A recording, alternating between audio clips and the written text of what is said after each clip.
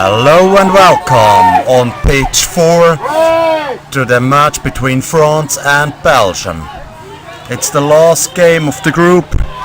The winner of this group plays for the 7th place in this European Canoe Polo Championship, and the second of the group play for the 9th, and the last of this group, the 3rd, plays for the 11th. And we have here a fast break now for Belgium and a long shot, but it was just a bit too high. But what a nice sprint here from Belvedere. And we see here a really fast game at the start in this first minute. We see now France attacking.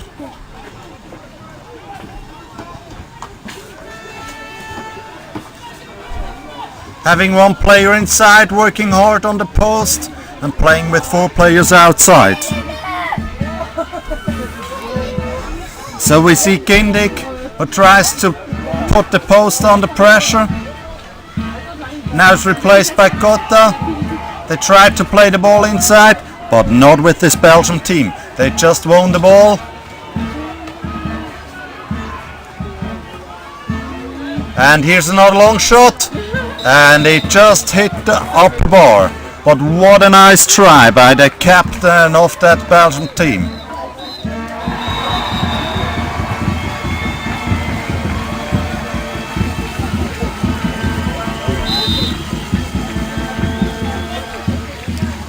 By Tom Nagers. We have the French attacking, coming in with a lot of speed. Playing the ball back out. Having Richard doing the work inside for his teammate. A paddle pass from Kindick to Cotta. Cotta is driving inside. And now there was another shot from Clément Kindick. Was deflected by a paddle to the corner. And we have the first corner here in this match. And another shot, a laser shot from Baptiste Cotta to the 1-0 leading for France after 2.5 minutes. And here we have another long shot and another goal. What a nice one from Edward Gielen. So 1-1.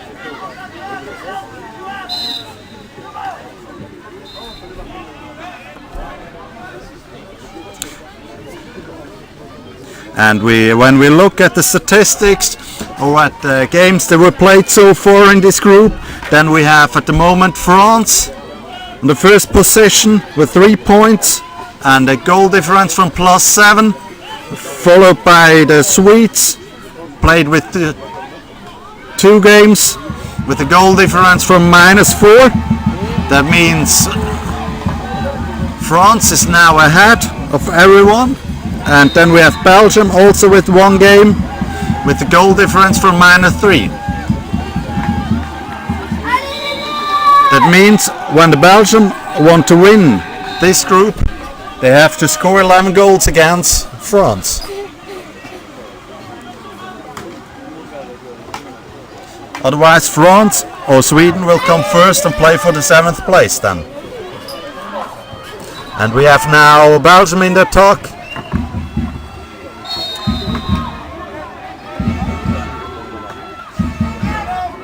But the French defense managed to stop them, and so they have time now to set up, and another 30 seconds left on the shot clock here.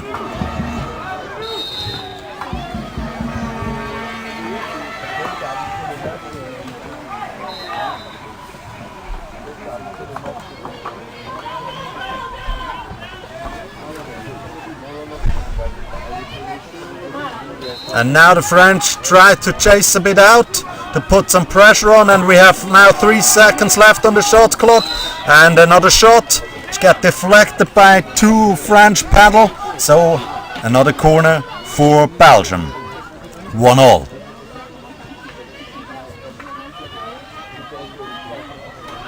And when we watch here to the tribune, it's 9:05 in the morning, but it's already very crowded.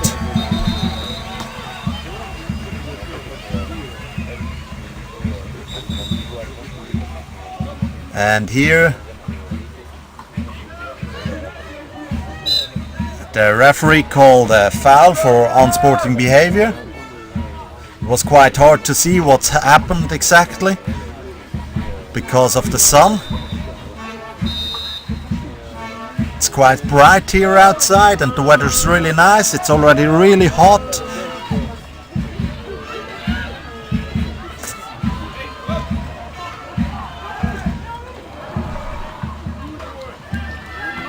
Wow, what a nice one from Beraltin. It just faked the pass and then went into the French defense, because the French frontman didn't read that well, and so he let him through. But now we have a kind of a fast break from the French team.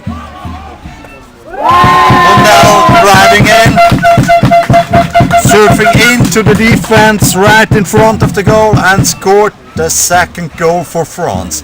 So we have a new lead, France 2, Belgium 1.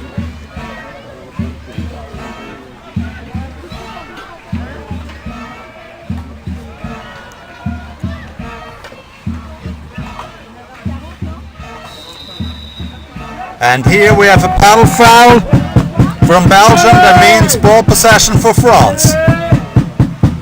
And they play really fast, and we have a long shot from Cotta. Baptiste Cotta just scored his second goal in this match. So there's a 2-goal lead for France. 3-1. What a nice, skillful shot.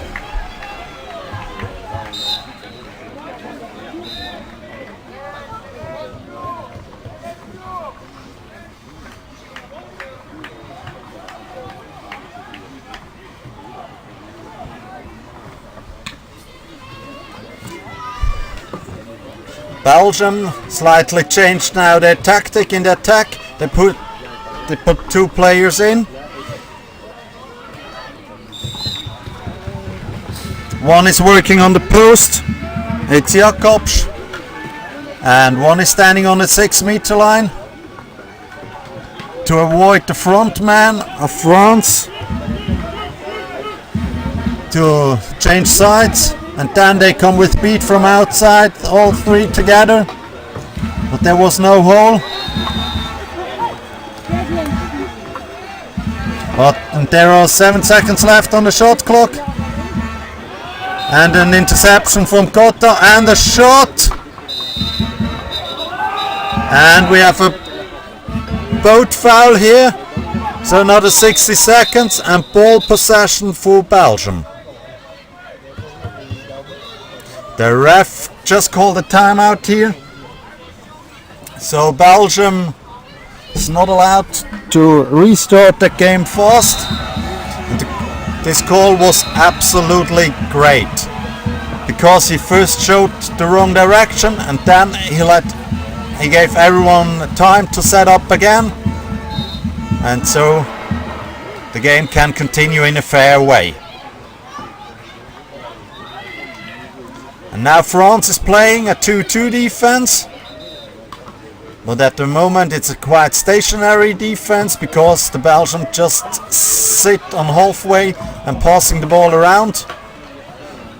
Let their 2 center players work inside. And now they are attacking. 20 seconds left on the shot clock. And another foul there, so another reset. And a goal line throw. This shot just missed the target.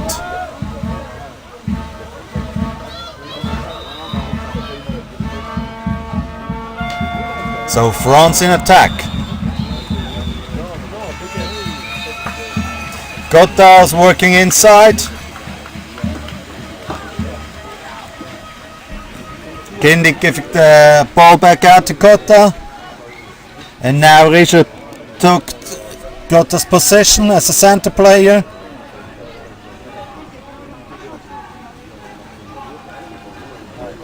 And now Budelal with a lot of speed, passing to Kota, another shot, but this one it went too high, so and out of the pitch. So timeout. Belgian team is looking for another ball.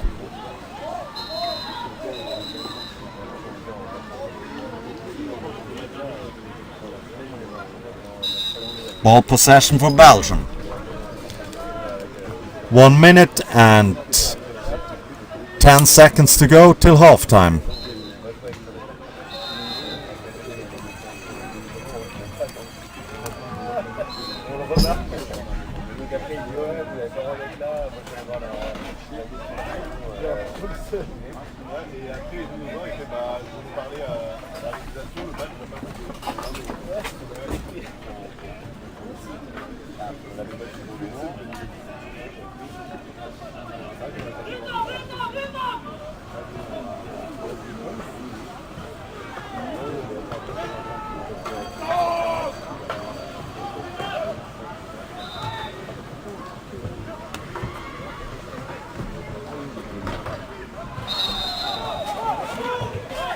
And 5 seconds left on the shot clock. And there's a shot coming. Oh no!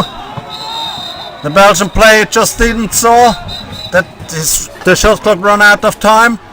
So we have here 5 seconds foul and ball possession for France. And 11 seconds left in this first half. That means also 11 seconds left to score a fourth goal. And a nice drive inside, and what a hammer from number 4 from France, Pierre Batin. And now there's 2 seconds left for Belgium. That means they have the chance to take another long shot. And here we go. It just misses the goal, and we are at halftime with the result from 4-1 for France. So it looks at the moment like France is going here to win this group, and that means that they can play later this day against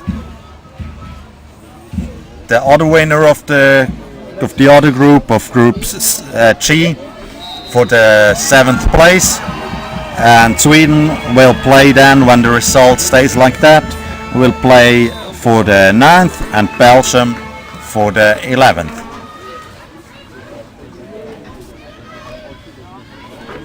In this half-time, I think the success of these 4 goals from France were that they just played the ball really quickly, even especially when they won the ball. They just went up the field with some good passing, some individual skills, and slammed the ball 4 times into the Belgian net. If they stay on like this, it looks like it's an easy win for France, but to be aware, never underestimate this Belgian team.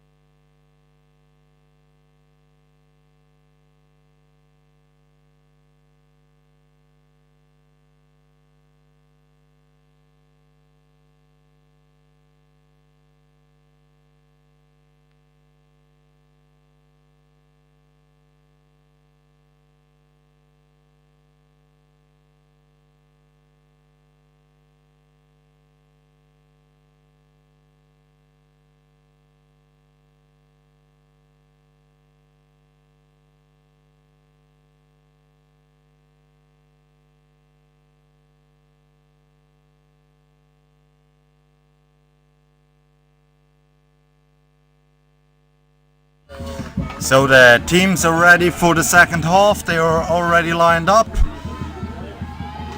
And the referee as well. There are some seconds left in this half break. And now we have also the line judges back on their place. The volunteers here. And both teams are ready, and we can start here for the second half. We have the charge start. Won by the Belgian player, by Bartin. And a long pass, but also an obstruction foul here. So ball possession for France. And a fast and a long ball up the field. Now the French guy, Baptiste Gotta, is trying to go over the ball. Oh, what a nice individual skill. And here we have an obstruction foul on Baptiste Gotta. That means a free shot inside the defense.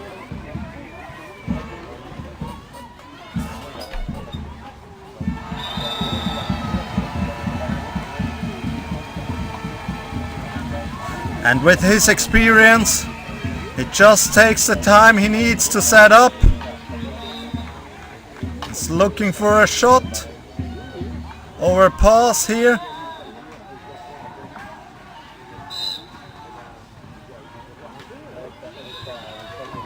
Yeah, he's shooting, and with his shooting ability, he was able to slam that ball into that goal. When you watch Baptiste Gotta playing and doing stuff like this, it looks so easy.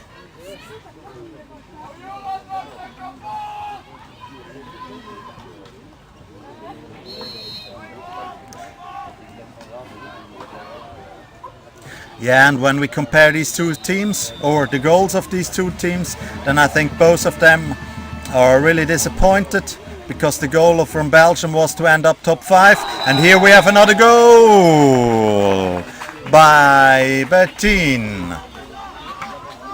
What a nice goal.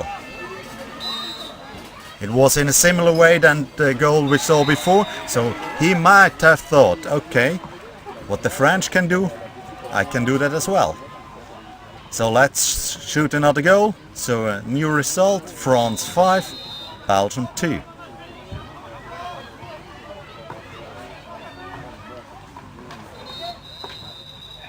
Oh, and here was a paddle foul inside somewhere. Haven't seen it.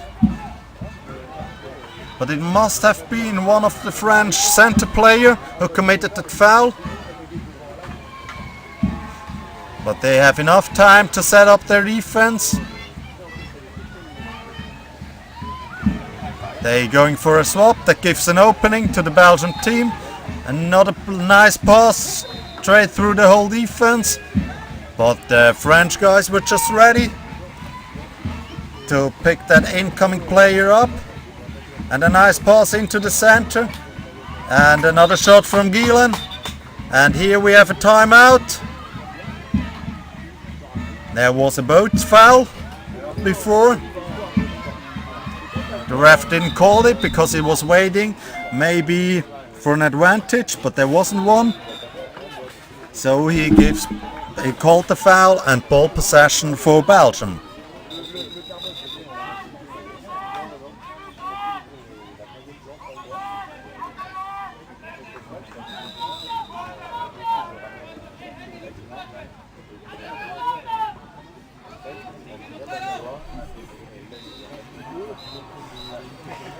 Now it takes a little bit of time to take this free shot, and there's the rebound of this shot right to Gielan, and he picked it up and slammed it into the net. And so there's only a lead left from 2 goals for France. But it's no reason for the French players to stress out here, because they would still win the pool with this result.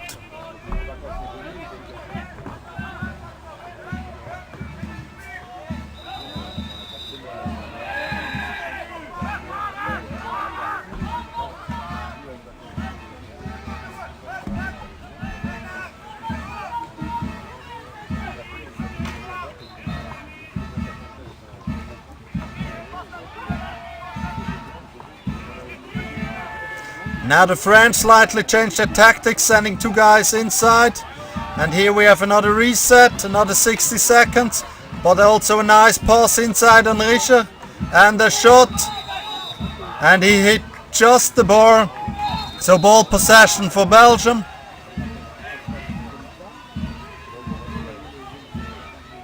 And a pass up to halfway. And the Belgium team tries to do a fast attack. And we have another shot from Gielen, but the ankle was just a bit too close, too small. So it was an easy block for Duneo in the goal of the French guys. And now they play this offensive corner, where you try to put a lot of pressure on the attacker, but this means also that there is some space to attack. But now there was an anti-court pass, so ball possession for France and a boat foul. And a long shot from Baptiste-Cotta, but he just missed the goal. So ball possession for Belgium.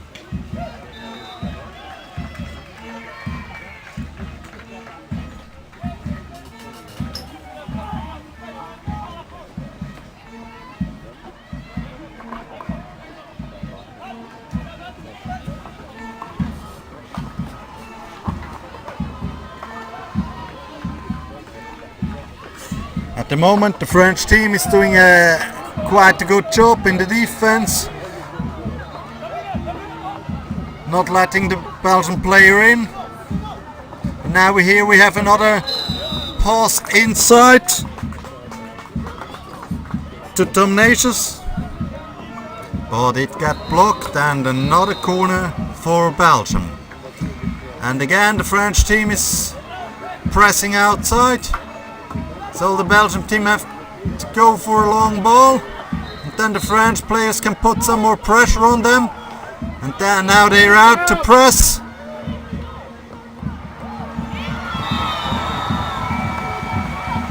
And it's a win here for the French. So they have the ball, another attack, and a kind of a fast break, and an open goal for Cotta. So another goal here, so a thick 3 lead for Belgium.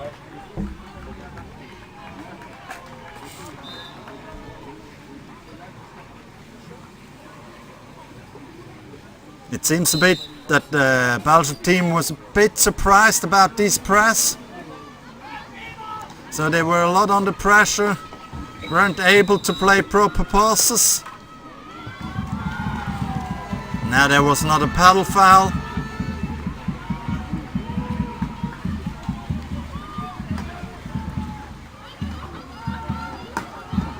The sloppy pass, but De Wolder was able to pick the ball up. And the Belgian team stick to their plan. 2 guys inside, coming from the outside with runners, playing the ball back inside. And another shot, another corner. 3 minutes to go.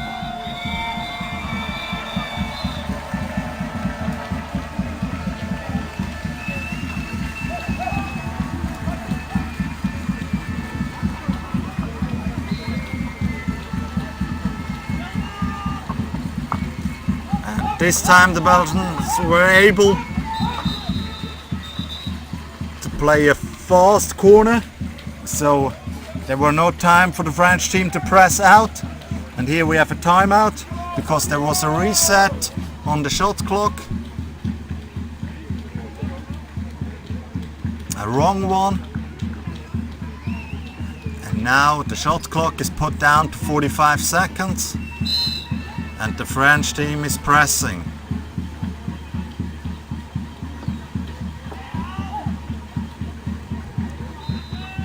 And they were quite successful with these tactics in the last attack. And so they came out again. And we have here another win. So the French player just won the ball. But here we had another foul. I think it was unlucky, not on purpose. But it looks like Boudelal just had a paddle on his hand. And it looks like it's really sore.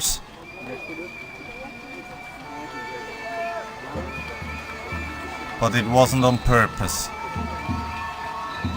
Oh, it must not have been that hard, because he stays on the pitch, he can paddle on, but sometimes in the first couple seconds it hurts a lot, and then after it, it's getting better and better.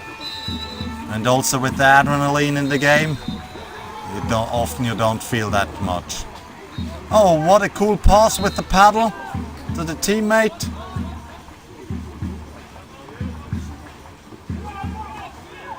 Oh, there's a really nice hand-to-hand pass, and that leads to another goal. So Ronnie just picked out that ball out of the air and put it into the net. Really nice play from this Belgian team. As I said at halftime, don't underestimate these guys. They are a good team. So it's 4 goals for Belgium, 6 for France. The Belgians are back in the defense, defending their goal.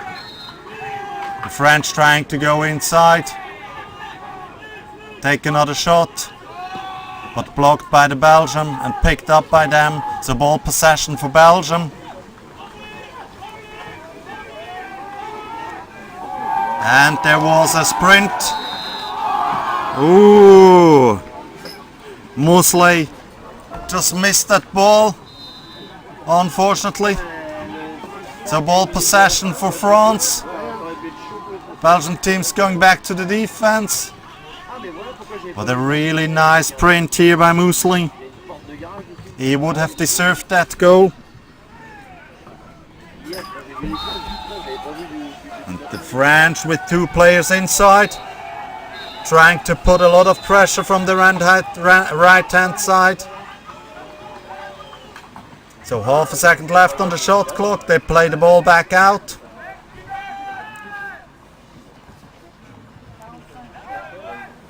Oh, that was lucky, 15 seconds left on the shot clock. So they are forced to create something, play the ball inside, the center to Rischer, and then back out to Butte. He just hit the low post. Oh, it was the bar. And now we have a sideline throw for Belgium because the ball went out of the pitch. And we have a timeout. And the game is free. Oh, a sloppy pass and a pick up by Linné. And the ball inside. Another shot. 5 seconds to go till the end. And a win for Belgium, and one last shot, but it was just a bit too late and he hit the bar. So France is taking this 6-4 win over Belgium, and that means that they play later on this day for the 7th place. Sweden for the 9th, and Belgium, they finished last in their group, or 3rd, and they play for the 11th.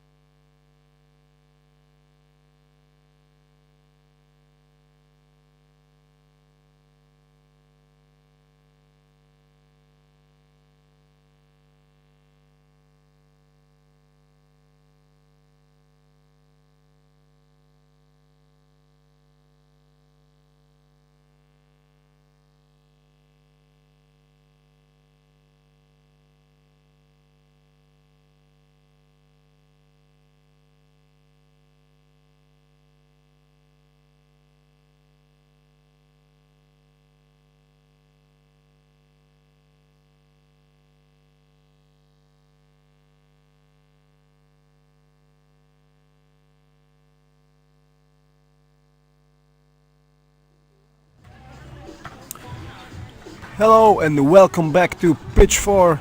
This is Szczepan checking in with you for this seniors men's game 11th place playoff between Poland and Belgium.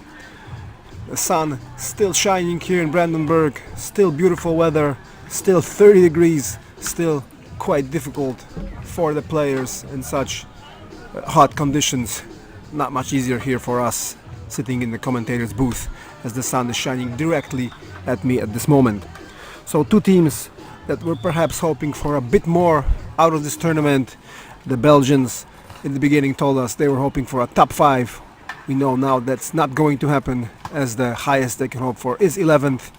The Poles were hoping for a lot more as well. Their coach told us that they're seeking the win. Of course, we know that will not happen either. They had some close games against top contenders, but ultimately, even today, they had a very close game in the morning against the Swiss, leading 3-1. They unfortunately went down 3-4 in defeat. That is why they are here in this match, only managing to defeat the Czechs in group play. The Belgians, on the other hand, losing both their games in the second part of the championships. They had France and Sweden in the group and dropping both games, as I said, to the Swedes 8-4 and to the French earlier this morning 4-6. So here we are going for 11th place. Belgians line up in the following way: number 1 Baten, number 2 Jakobs, number 3 Musli, number 4 the goalkeeper De Voldere, number 6 Mampe, number 7 Hielen, number 8 Rohe, and number 9 Nehers, the captain.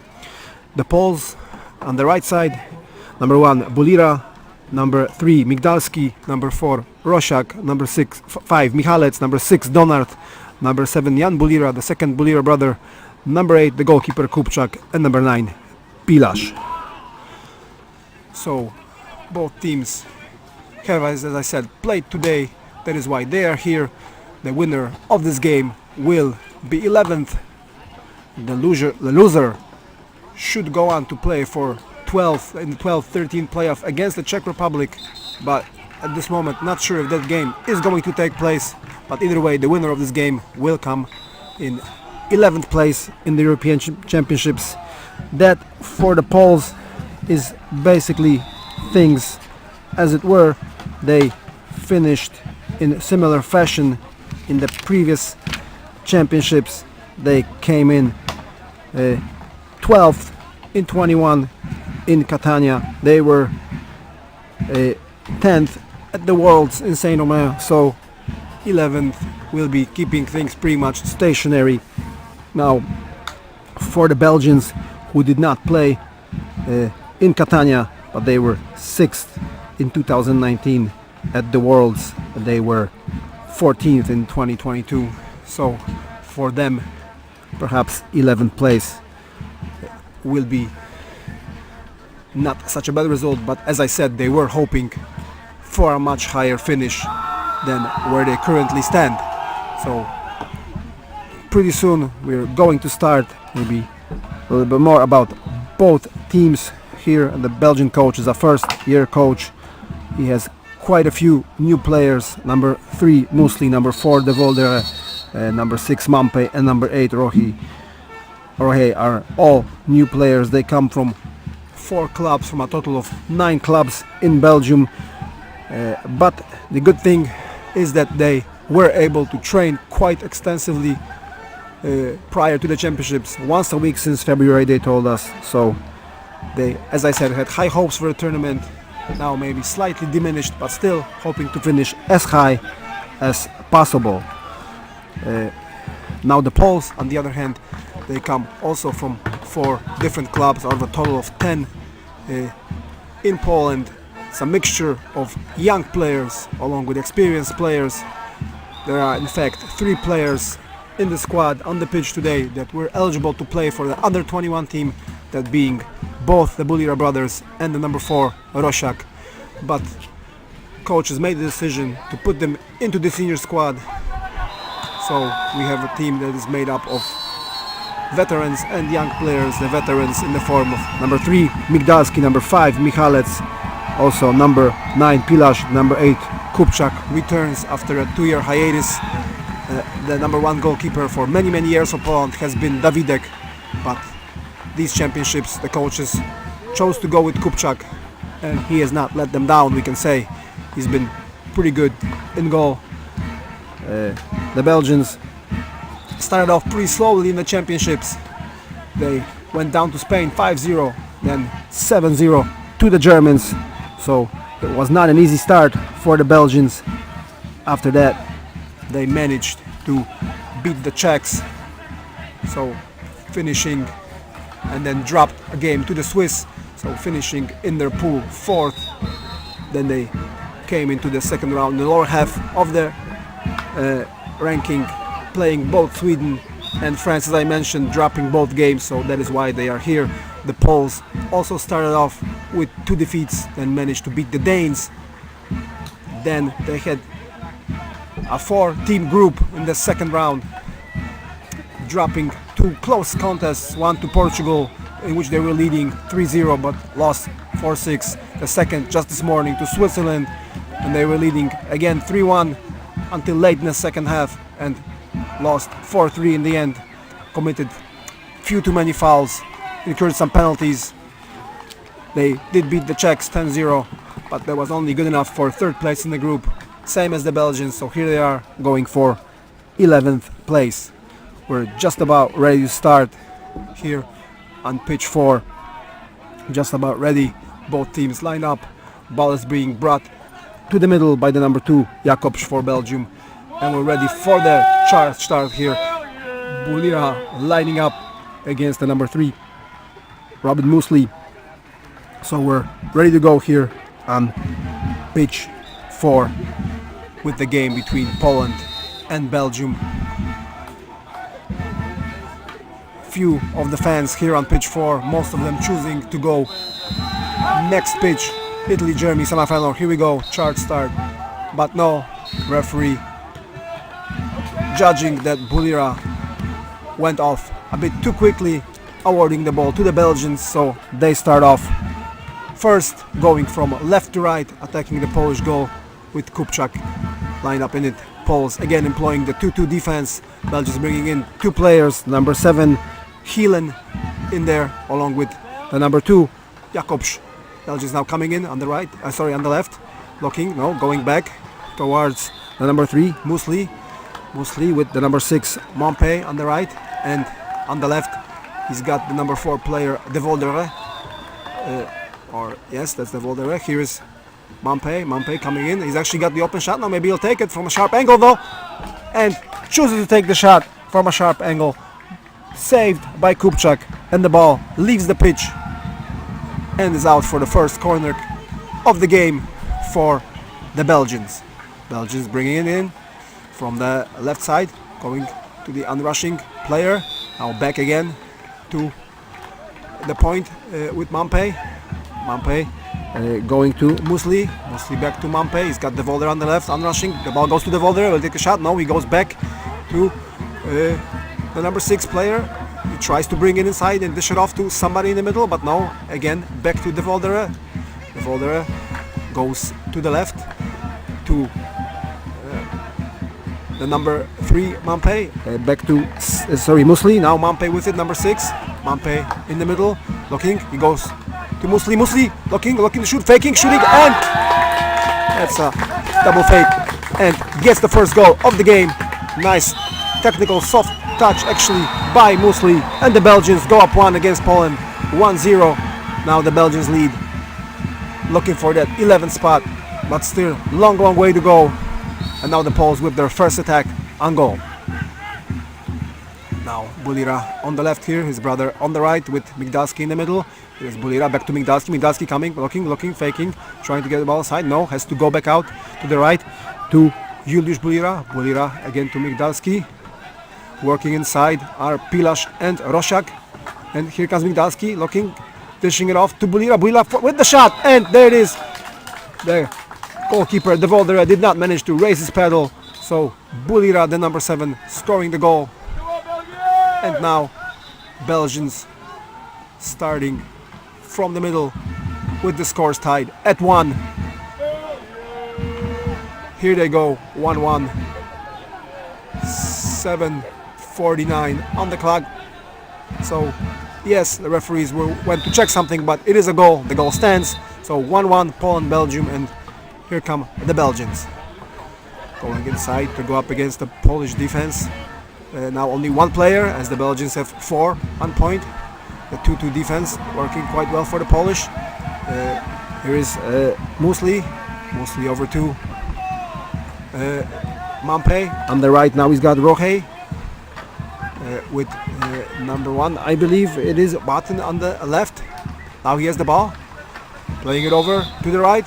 They're looking inside now, see if they can get something going, but ball not finding its way. Goes over back to Rohe. Rohe has it again. He's got Batten on the right. He plays it to him. Batten coming in, looking, shooting, and it is saved by the Polish goalkeeper, and a pedal foul. The Belgians trying to recover, committing the foul, rushing up the pitch. Is Bulira? Will they see him? No, they did not spot him in time.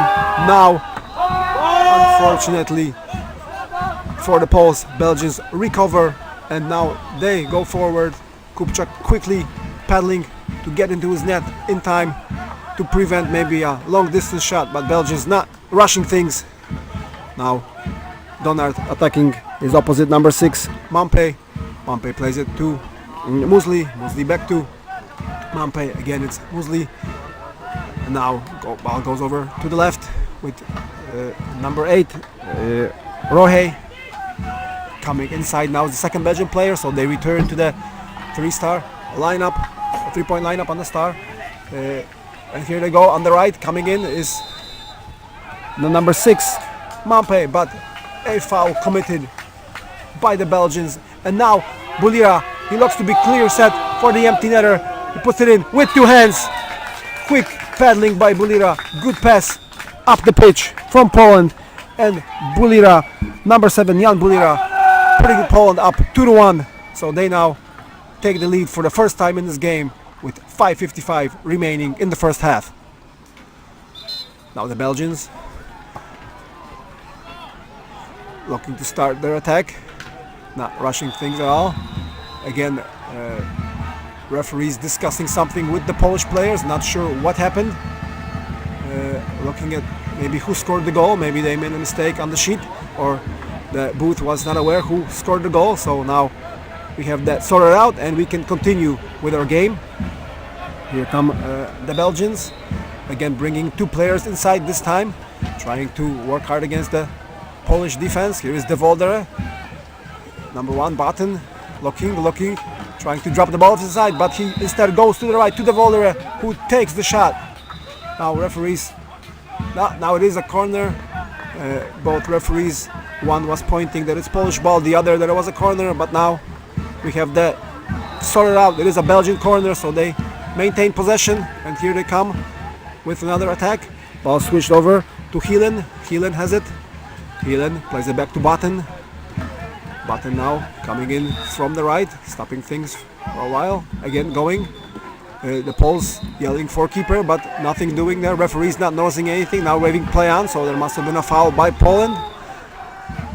Again, Belgium still maintaining possession. They got 4 players on the outside. Now the second one trying to get in, but Michal is preventing him from doing any kind of damage really, and moving him in the defense. Now he's moving, but the ball goes to the right to Batten. Batten looking for shot, looking and shooting, and underhanded shot. Couple of fakes, puts the ball in the back of the net, and here we have parity restored on pitch 4. Belgium 2, Poland 2 in this 11th place playoff. So close game so far, with little under 5 minutes left to play. Now the Poles will bring it up and try to, going over to Migdalski, back to the other Bulira brother.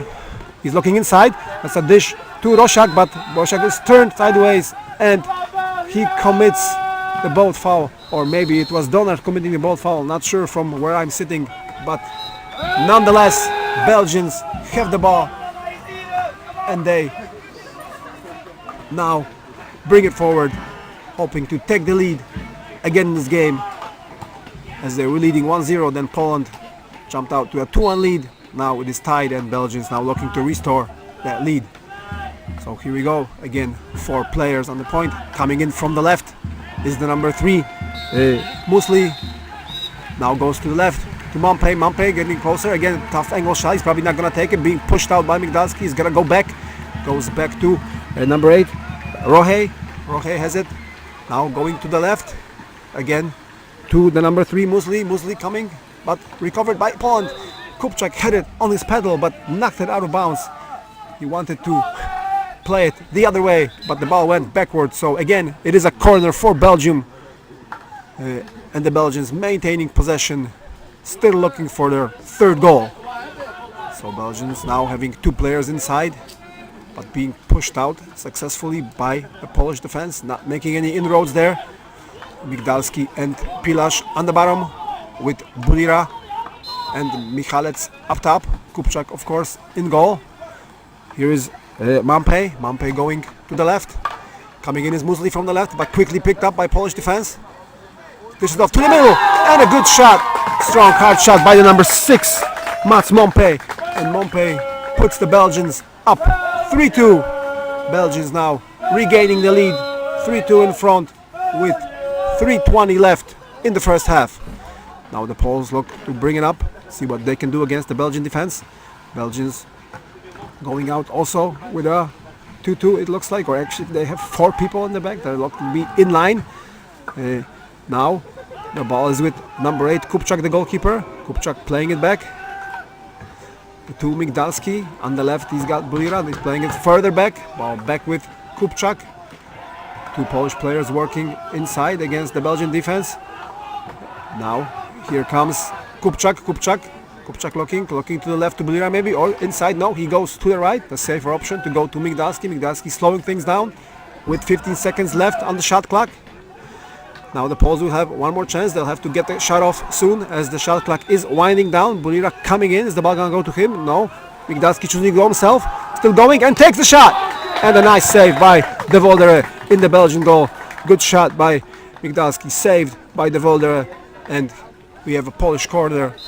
60 seconds, of course, this is restored anytime there is a shot on goal and the attacking team recovers the ball. There is a new 60-second shot clock, so Poles go again. Here's Bulira going to Kupchak. Kupchak to himself. Kupchak still going with the ball, looking, playing it, trying to play it to Bulira, but was fouled by number 1, Button, with the pedal, so he still has the ball. New 60-second shot clock. Again, just as with the shot, when there is a foul, the 60-second shot clock is restored, so Poles can continue their attack. And here they come again. Kupchak has it. Bulira on the left, and coming in Migdalski on the right, quickly picked up and nicely stolen by the Belgian number 7, Gielen. He's got some open water, maybe he'll take the shot as the net is empty. He does take the shot, but unfortunately misses the empty net from about mid-pitch. So Poles avoided a scare there. The Belgians were set to go up 2, but Gielen missing the goal there. So still 3-2, 1:15 left to play in the first half, and the Poles now looking to tie things up again. It is Pilasz, this time playing at point. Usually he's the one that goes inside. This time he's playing the point with Rosiak and Donard on the inside. So here is Pilasz looking inside, going to Migdalski to the right. Migdalski looking, faking, getting the ball inside maybe to Donard, but no, but there's a pedal foul committed by the Belgians, I believe. That's number 3 getting a green card there for Belgium, so Musli will have to leave the pitch for 2 minutes, unless of course the Poles manage to score, then he'll be able to come back. But for now, Polish on the power play, 5 versus 4, a bit more room there underneath the Belgian goal. They can try to get the ball inside, maybe it'll work this time. They've been unable to do it so far. Both the goals have come from the outside, but now with only 2 defenders, it may be an easy ask. Shot right away and saved by De Voldere, but pushed out is the Belgian goalkeeper. Actually, the ball leaving the pitch, touching the end line, so Poles with the corner. A quick change for the Poles. The number 4, Rosiak, substituting, and coming in is number 5 Michalec. Poles with the shot in the meanwhile, again saved by Belgians. 27 seconds left on the clock. Now timeout taken as the ball was not recovered, so we need to stop the clock. So the Poles will get a corner, hoping to restore parity before the half comes to an end. See what they can do with this last corner. Now Pilasz back in his usual position in the middle. And the point we have Michalec with Migdalski on the right. There is Michalec. Michalec over to Migdalski. Migdalski blocking. He's an experienced player. He knows how much time there is on the clock. Goes over to Bulira. Bulira back to Michalec. Michalec by play back to Migdalski. Migdalski looking to take the long range effort. No, he goes inside, and the ball finds its way to Pilasz nicely with the underhanded shot. Pilasz scoring right before the end of the half with 6 seconds remaining on the clock. We are once again tied. It is 3-3 here on pitch 4 between Belgium and Poland, and the Belgians start to take the quick shot after the restart. Oh, it was a good shot, a dangerous shot that looked like it might score. Kupchak had to be aware in the goal, and he was. So we go into the half with the two teams tied at 3. Now we take a 3-minute break. Coaches will be able to talk to their players. Players will be able to get some water to refresh themselves in this very hot day. So here, while we have the break, I'm going to take a second to thank some of our sponsors here for these European Championships over in Brandenburg. Of course, the city and state of Brandenburg as our sponsors. Then Gerüstbau, scaffolding construction company, Baustrom, which is a rental of construction site, electricity company, Wilmian, and Gebäude Service GmbH, which is a communal services and winter services, street cleaning company, CPS Polo Equipment, motor car reseller, Wilks Heizung and Sanitar GmbH, which is a heating and plumbing company, IMAS, which is responsible for the time systems and the starting systems here in these championships, Störer Deutsche Städte Medien GmbH, which is city advertising, Helweg, which is a DIY market, Teppich Brümmer, Olaf Pressure, which is a carpet sales and carpet laying company, Sun Farming, which is a solar system company, and also Alexander Holst, who has shared with us some of his private money to make these championships possible. We thank all our sponsors. Without you, this would not be possible. So thank you once again to each and every one of you. Both teams still talking to their coaches. Both teams still hoping for that 11th spot as the game is tied. Everything still to play for. Now we have players coming from different clubs and from different professions on both teams. The Belgians have on their team an English teacher, a painter, number 9, Neher is the captain, worked in a Pfizer factory. He helped develop the Pfizer vaccine with the Poles. We have number 9 Pilasz, who works as a miner on the ground. We have a couple IT specialists. So varied professions. They come from different clubs. So as I said before, Belgians able to train together quite a lot. For the Poles it's a bit different. Of course, they play against each other quite a lot in tournaments in Poland. Since the beginning of May, almost every weekend has been a busy one in Poland as far as canoe polo tournaments going on almost every weekend. If not in Poland, then the Poles travel to the Czech Republic or to Lithuania.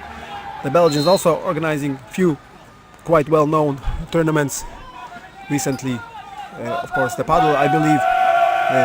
And now we're almost ready to go. The ball mechanism is in place. Bulira and Muesli ready for the charge start. Referee is just about ready to give the go-ahead sign, and we will start proceedings here in the second half. The team's tied at 3, 11th place playoff senior men.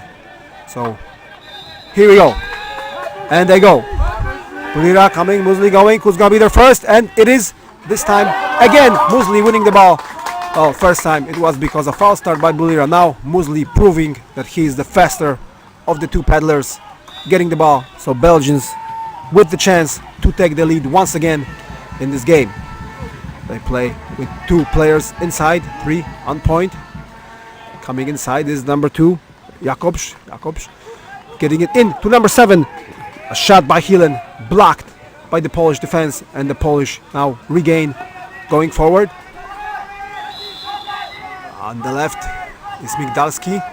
3 players moving forward for Poland. Migdalski moving quickly. Belgians not back in full. So Migdalski taking it himself off the top of the bar. Now going back to get it is Hilen, but he loses that race to the number 4, Roszak, who hands it over to Migdalski, and he himself goes to work inside the Belgian defensive zone. So now Poles looking to reset after that quick counter and the shot off the bar. Here we go. It's Bulira on the left, Migdalski on the right. Migdalski back to the other Bulira brother. Again, Bulira on the left. That's Jan Bulira. Once again, the ball is with Migdalski. Can't get the ball inside. Here is Juliusz Bulira looking. No, has to play it back to Migdalski. Belgians doing a good job in defense, preventing the pass inside the zone. Now the Poles come inside, and they do get it inside into Donard. He's gonna take the shot sideways. The Belgians yelling for a goalkeeper touch, meaning that the goalkeeper who was set in his position was touched with Donard's boat, but no. The referees say that it's a paddle foul committed by the Belgians, so they don't agree with the Belgian fans. So Poles still resetting with their offense. Ball now over to Migdalski on the right. It's Juliusz Bulira in the middle. Jan, his brother, on the left. Again Bulira, back to Migdalski. Roszak holding off the Belgians there at base. So now the ball tried to make its way inside to Donard, but he didn't get it. The ball there comes out. He's got the number 1 button. If he gets the ball to him and sees him, the ball doesn't quite reach him. It's recovered by Bulira. The pass just a bit short. If it had reached Button, he would have had an open goal, an empty netter. Surely the Belgians would have gone up 4-3, but as things stand, we are still tied at 3 with Poland going back the other way. So the Poles looking to regain the lead. The Poles in their last 2 games found it hard scoring, especially in the second half. Only 1 goal with Portugal, no goals against the Swiss. So they'll be hoping to put some numbers on the board here. Ball goes inside, and is that goal, I believe, does not stand, or will it? There's a green card on the play. I am not sure if there's a green card to the Belgians or what the call will be. The ball did make its way inside to Donard. He managed to score, but I believe that goal will not be allowed. It will not stand. But a green card to the Belgians. So they now play with 4 players. Poles on the power play. Here they come. Riera going over to Michalec. Michalec looking. Back out to Migdalski. Migdalski now looking to pass it inside. From the right side is Donard coming, but he does not see him. Now Donard trying to keep the Belgian player out. Number 9, Nehers. Here's Michalec. Michalec looking inside again to the middle. Coming in closer is the number 8, Kupchak, the goalkeeper. The blockers managed to prevent the Belgians from coming out and meeting him because there was a man advantage. So Kupchak coming in close enough to score, putting Poland up 4-3. So the power play comes to an end. Belgians restoring parity. Quick shot by the Belgians on the restart, but no goal saved, and a corner for Belgium with 6:20 remaining in the second half. Belgians now setting up 3 men in the back. The number 1 Batten, number 6 Mampe, and on the right is I believe Mosley, number 3, is it? Not quite sure, can't see. No, it's number 8, sorry, Rohe. Yes, trying to get the ball inside, but nothing doing. 2 of the Belgian players working hard. Michalec there, and Pilasz trying to keep out Hilen and number 2 Jakobs. Jakobs now going back out, so only Hilen remaining, trying to keep Pilasz from coming out, but the Polish players coming out to meet the Belgians, so Belgians have to play it back. Going backwards is Mampe. Mampe now leaving the ball to number 1 Batten. Batten over to Rohe. Again Batten coming in, Batten looking, ball not making its way through, but now it's found its way through to number 6, Mampe with the shot, but blocked, but there is a penalty, a foul committed by the Polish, so a penalty called and a green card, of course, because every time there is a penalty called in canoe polo, there is an automatic card, so the player must leave the pitch. Of course, if the penalty shot is converted, he'll be allowed back on the pitch and the power play will be over. But if the goal is not scored, then the Belgians will go on a 2-minute power play, and that will go on until a goal is scored or until the 2 minutes run out. So now number 1, Button against Kupchak in the Polish net. Button, quick shot and a goal. No need for any fakes, nothing fancy. Quick, sharp, hard shot underneath the bar, and once again we are tied here on pitch 4 in this 11th place playoff game. Now if the scores remain tied after the second half, of course we will go to golden goal overtime, as we must have a winner. Someone must win in this game, so if we don't get that in regular time, there will be a golden goal overtime period upcoming, but we're still pretty far from that. We're still 5 minutes away from the end, so Poles now trying to regain the lead. Here is Bulira, there is Migdalski, I believe. Migdalski going back to the other Bulira brother. So it's Juliusz Bulira bringing the ball back out. Migdalski now going to the right, ball over to him. It's Jan Bulira on the left, but the ball is with his brother Juliusz. Back to Migdalski again, now goes nicely to the middle to Donard, and a nice shot. Donard, that was uncontested by the defender shot, so only goalkeeper to beat, and lying on his boat, sideways shot, very nicely put away, converted by number 6 Mateusz Donard, and Poland takes the 5-4 lead. But the Belgians quickly coming back, quick shot, and once again parity is restored. Number 6 Mampe quickly putting the Belgians back level, so 5-5. There was a quick attack by the Belgians, the Poles not quick enough to react, so once again this game is tied 5-5, Poland Belgium, 4:20 left on the clock. Poles now will have to work it again, try to get yet another goal on the board. Here we go, here's Migdalski, in comes Kupchak, the goalkeeper, has to come back out. Bulira back to Kupchak. Kupchak goes to the left to Migdalski. Migdalski barely able to control, but Yazgeret switches over to Bulira. Bulira, will he play it inside to Michalec? Yes, he does, but and there is a boat foul committed by the Belgians. So ball is inside now. Maybe they will be tempted to shoot the Poles. The ball is with number 7 Bulira. He may take the shot himself, or is he gonna pass it off? No, he goes back towards Michalec. Michalec back to Kupchak, the goalkeeper. Kupchak goes to the left. There is Migdalski. Migdalski coming. Migdalski switching sides to Bulira. Bulira, open shot! Great save by De Voldere. He pumps his fist in the air. That was a really good save. So De Voldere making the great save for the Belgians. And still 5-5 here on pitch 4. With a little over 3 minutes left to play, the Poles get a corner. And it will be Migdalski bringing in himself. Migdalski coming from the left. Migdalski, he's got the shot, I think. No, he chooses to play it back to number 4, Rosiak. And now it's Bulira on the right. Bulira coming from the right. Bulira, here's Bulira. Passes it off to Kupchak, the goalkeeper. Kupchak trying to break in. Picked up there by Rohe, number 8. Goes back to Bulira. Now it's with number 5, Michalec.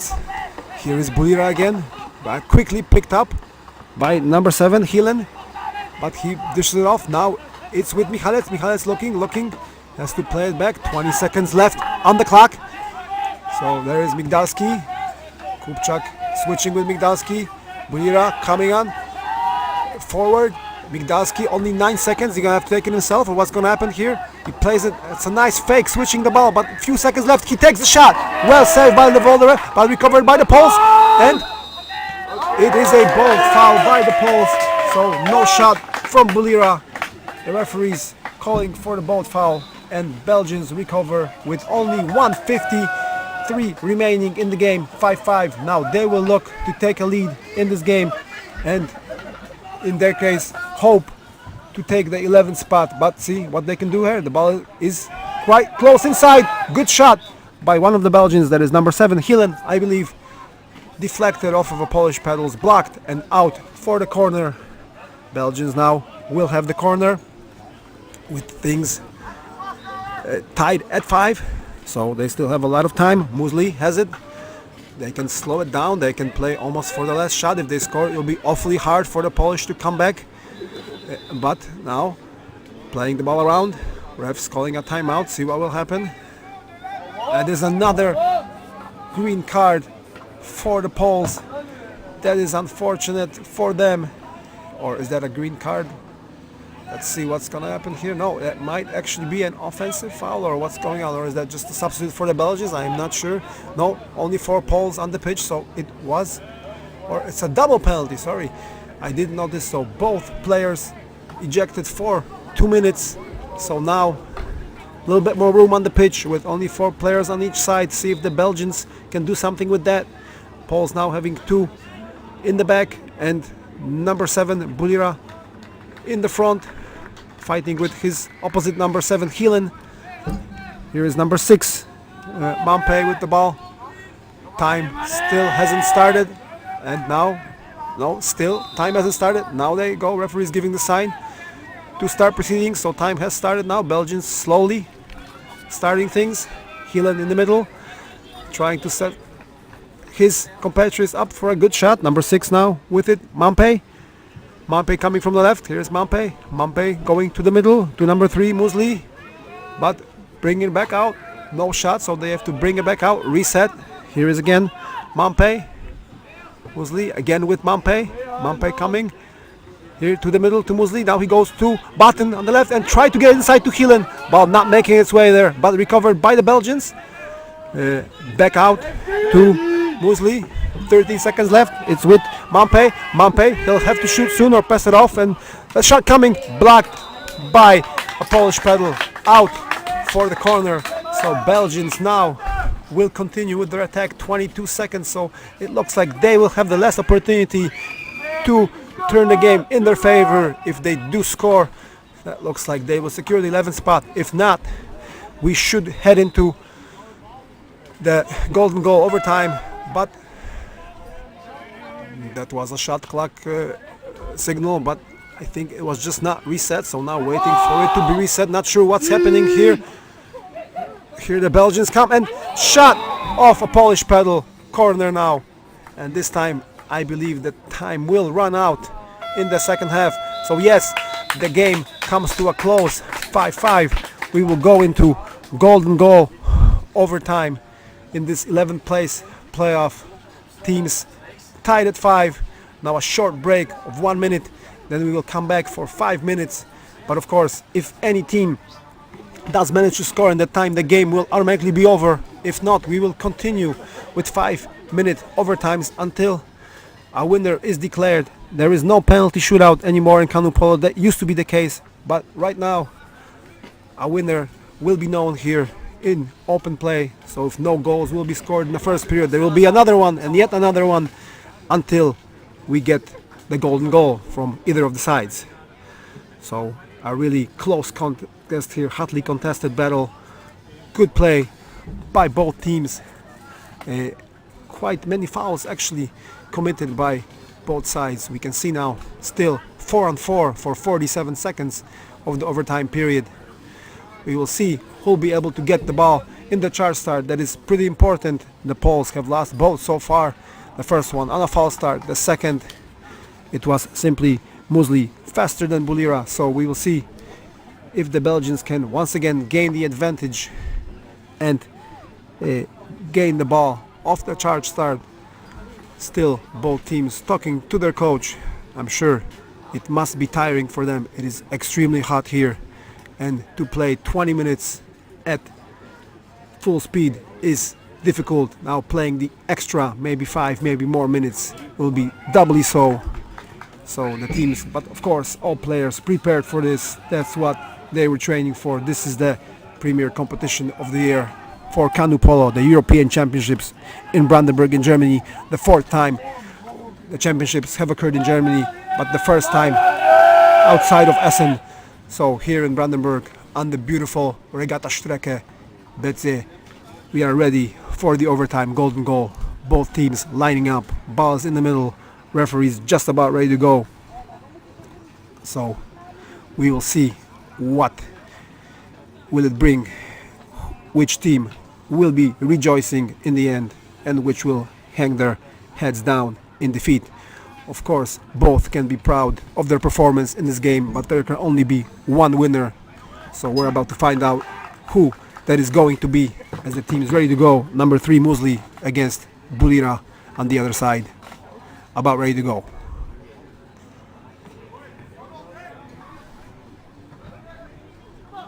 Still waiting patiently. Teams line up, of course, 4 versus 4 as penalty is still ongoing. Something's going on. The referees conferring with the officials inside the booth. Not sure exactly what the problem might be. Yes, now discussing something again, but okay, not sure what the decision is, but I believe now the scoreboard says 6-6, which is quite strange because it was 5-5. I don't know why a goal apiece was added to either side, but doesn't really matter. It's still tied, and still golden goal means a team will win regardless of what the scoreboard says. Here we go, and is it going to be Musli again for the third time? No, this time it is Bulira throwing himself and gaining control for the Poles. So they will be the ones who will have the opportunity to put this game away, attacking from right to left. Belgium setting up the defense. Now, here we go with Poland inside. Donard working against the 3 Belgian players. Here's Bulira taking the shot right away off the return, and the game is over just as quickly as overtime period started. 29 seconds into the game, Bulira with a powerful effort on goal that goes into the back of the net. So overtime is now finished. Poland taking the lead, or taking the game, I believe 6-5, although the scoreboard says 7-6, I think it is 6-5. So Poland will finish 11th. The Belgians, I believe, will finish 12th, although they might still have to play the Czechs, but I'm not sure what the final call on that will be. So Poland winning 7-6. Now, next game on pitch 4 will be Switzerland, Sweden at 11:15. That's the women's seniors match, 7th to 9th place. And this one will be, I will be handing you over to Bennett for that one. So this is Szczepan saying goodbye from pitch 4. An exciting game between Poland and Belgium finishes 7-6 in favor of Poland with the golden goal effort by Bulira. Thank you and goodbye.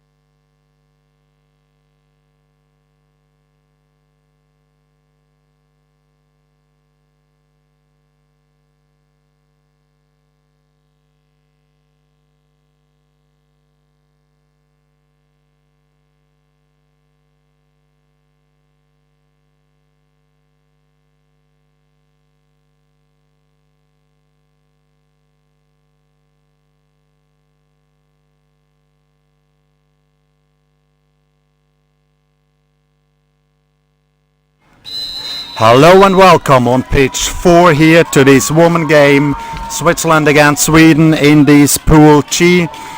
The winner takes the 7th place of this group, and the second one the 8th, and the third one the 9th. So we see here now Switzerland in attack. They're sending 2 players inside, trying to create an opening, and there was the first shot, but Mindek just missed the ball, and so ball possession for Sweden. And now it's up to Sweden to take their first attack.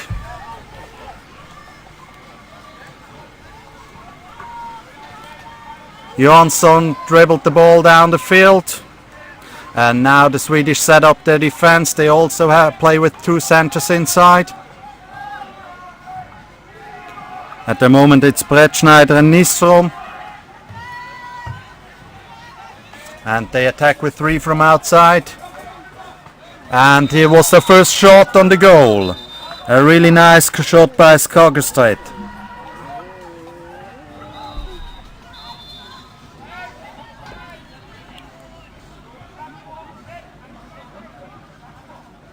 Nystrom taking the first corner for Sweden. They slightly change their tactic. They have only 1 center inside, playing with 4 outside.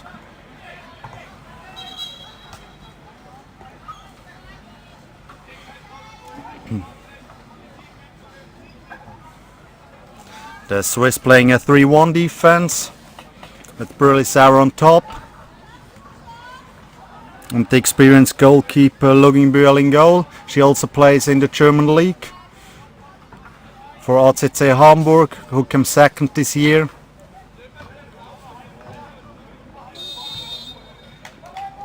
And the Swedish team let the shot clock run down. There's 15 seconds left on the shot clock, and now they are attacking, going with a lot of speed, taking a long shot from Johansson, but it was an easy pick for Luginbühl. The Swiss looking for a fast break. Schmid on the ball, but there was a paddle foul committed by the Swedes, and a nice pass to Bartelt, and the first shot and the first goal. What a pressureful shot by Bartelt. So Switzerland is leading by 1 goal.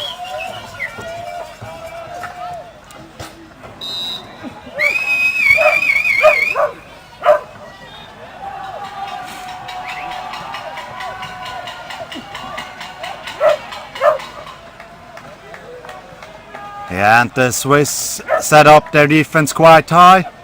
They changed to a 2-2 system where they tried to chase for the ball and pick up their opponents quite early. But now there's a pass inside. Brandley just picked up the ball, and we have the second fast break of Switzerland. Chasing with Luginbühl, Brülisauer and Bartelt. And the pass to Brülisauer, and a shot, but well saved by the Swedish goalkeeper, by Maria Johansson. And another corner for Switzerland.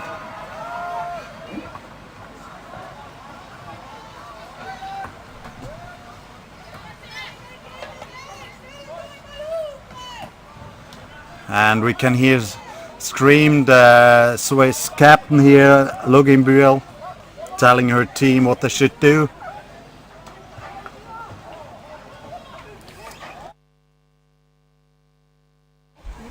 And what a nice passing, cycling the ball around, and another shot. She got deflected by a defender's paddle right into the goal. So it was quite hard for the goalkeeper to react to that. In this case, impossible, so Switzerland has a 2-0 lead. But still 16 minutes to go. So there's nothing decided yet.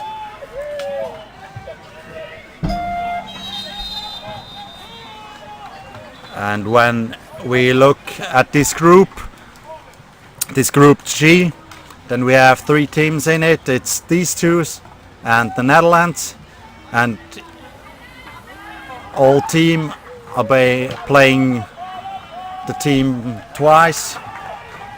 So we have 2 rounds here. The first round is already played. Switzerland is leading at the moment in this group with a goal difference from +9 and 6 points. And we have another goal here scored by Luginbühl, another fast break. And we have the Netherlands with 3 points and a goal difference from -3 on the second place. And at the moment Sweden is at the bottom of that group, even if they beat the Netherlands by 6-3. And another shot right at the bar. Oh, what a pity, that shot was just too high. So quite unlucky for Brettschneider. And ball possession for Switzerland.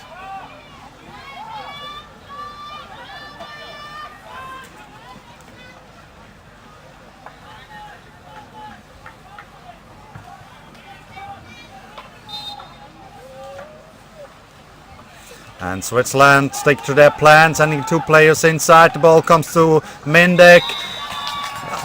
She shoots another goal for Switzerland. She's a great shooter of the team. Mindek with number 3. So Switzerland take here the lead by 4 goals.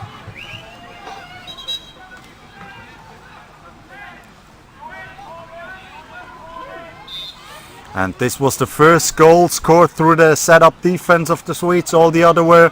Whoa! There was a shot at the bar. And again, pretty unlucky for this Swedish team. And we see now the Swiss breaking on Swedish team. But Hilund picked the ball up. So ball possession for Sweden.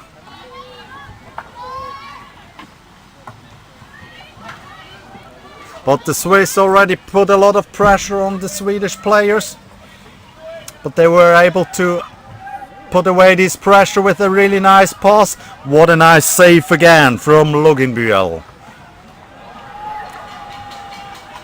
So ball possession for Switzerland.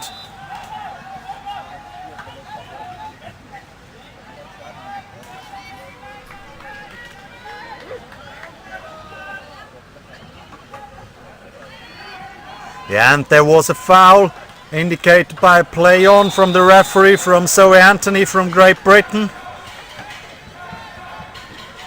Was the first referee in this game, supported by Henning Dietrich from Germany as a second referee, who complained earlier this morning that it's never able for him to ref a final because there are too many Germans in it. But yesterday he was lucky to ref the final man under 21. He was really proud of it.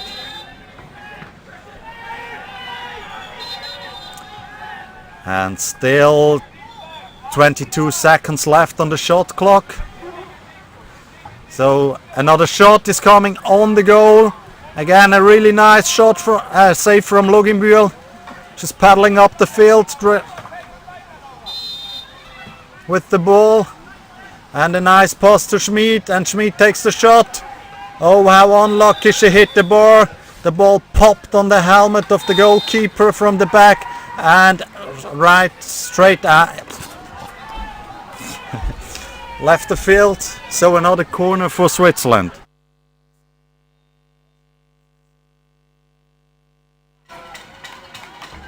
And now Brüllisauer dribbling the ball back out to set up the offense. So we see here now a 2-2 defense from the Swedish team. Oh, what nice ball, paddle skills from Luginbühl.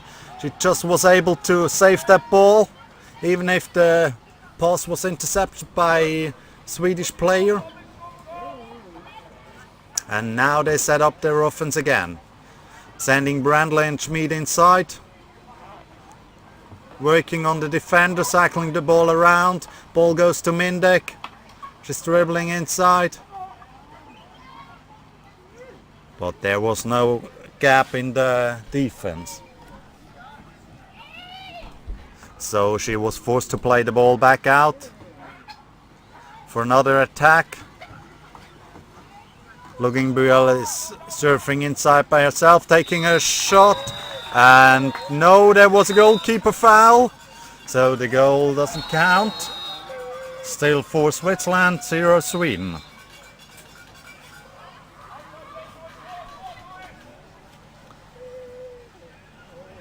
And another long shot. What a nice long shot by Maria Johansson. Just missed the goal by a few centimeters. So, ball possession for Switzerland, and 15 seconds to go till half time.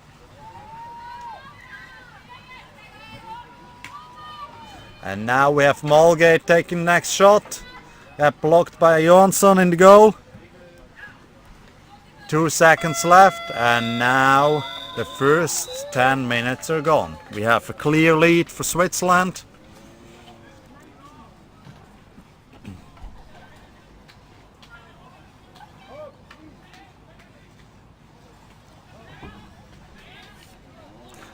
And we'll be back for the second half in about 2 minutes.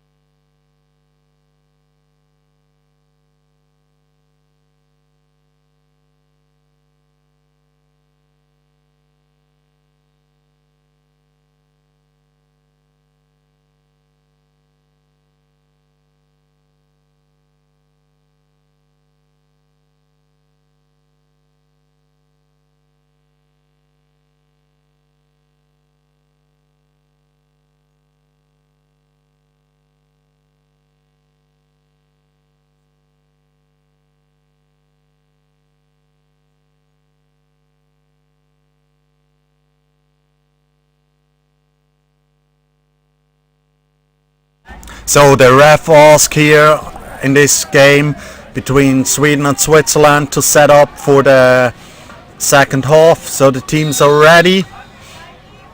Switzerland is ready, has a green flag on. And now we have 2 green flags, and the ref starts the second half here. Who will win the ball? Yeah, it's Brandley who has easy pick up the ball. Brandley was just 1 boat length faster than her Swedish opponent, and now she's going inside the defense together with Schmid. tried to create an opening, and we had an obstruction outside 6-meter line, so there's a new 60 seconds, and the first shot was coming by Brulisauer. But what a nice block again from Johansson in the goal.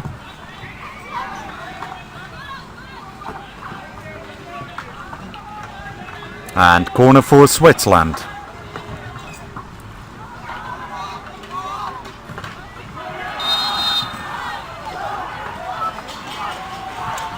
Switzerland cycling ball around. A double pass between Luginbier and Brulisauer. And a shot. And ball possession for Sweden.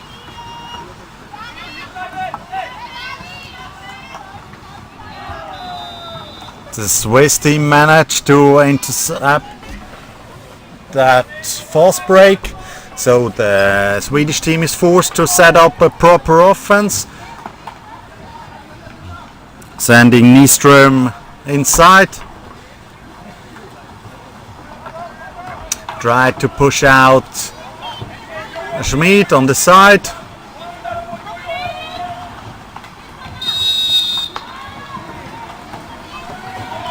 Johansson is playing the ball back out. And here's a boat foul from Brandley.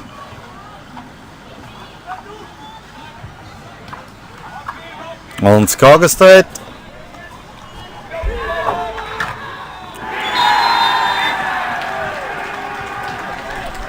And the Swiss are putting a lot of pressure out from the defense.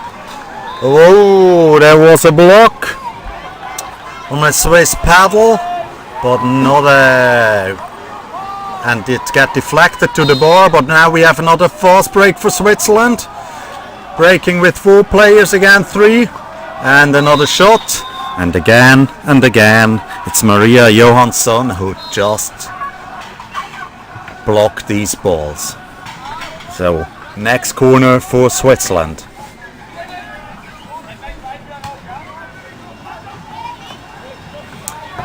And we have a nice combination between Bartelt and Luginbier.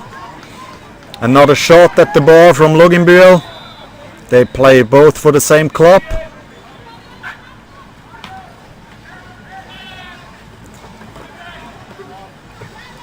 And Luginbier bringing the ball inside, take another shot. Oh, what a pity! Johansson just blocked the ball and it just dropped on the bar and went out the field. So no goal. Still 4-0 Switzerland.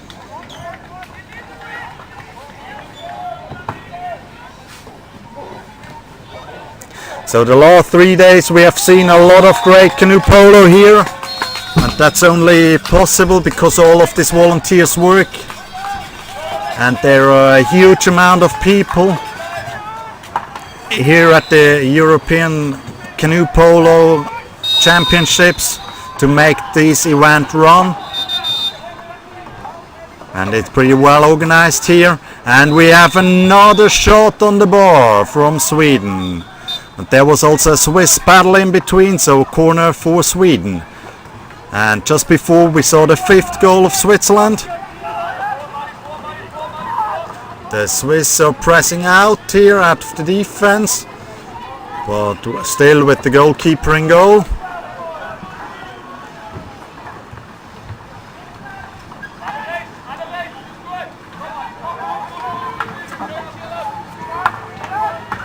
So this gives a bit of space to Sweden, and another shot from Johansson, and another block by the Swiss.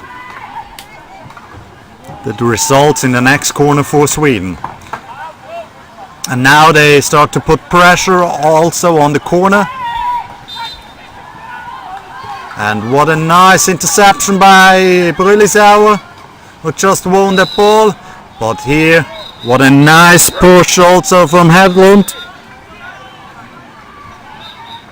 She just pushed Brulisauer out of the pitch. So ball possession for Sweden. Well done by the Swedish captain, Hedlund.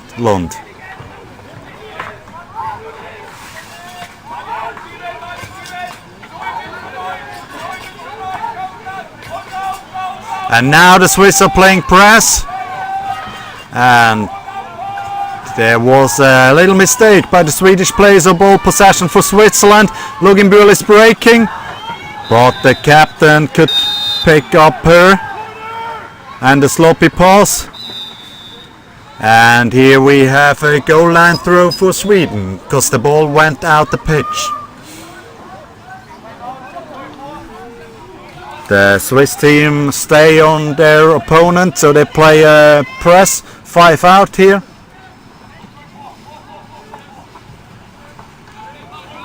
But at the moment Meindek gives her player a bit of space.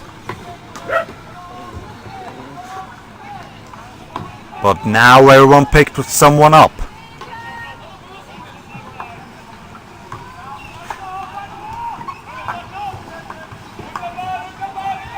And the Swiss team just won the ball here, and a shot from Luginbühl right into the middle of the goal.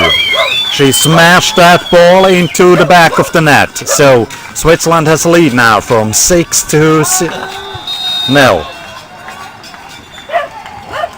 And still 3 minutes and 35 seconds to go. And now there's a little opening in the Swiss defense. Sweden is looking for another shot, but the ankle was just too small. And we have the Swiss breaking on Swedish. A nice pick up with the paddle from Schmid. And Luginbühl passing to Brülisauer, and what a great save. Again from, who else could it be in the goal of Sweden? Maria Johansson.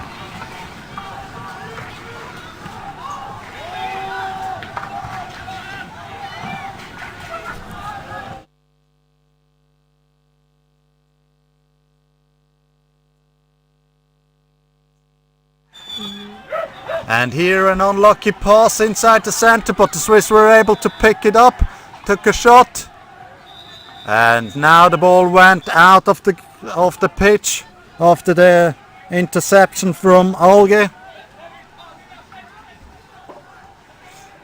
And here we might have a one-on-one situation. Oh no. Oh yes, the Swedes created one, and a shot that just missed the target by centimeters from Nyström. So ball possession for Switzerland and 2 minutes to go.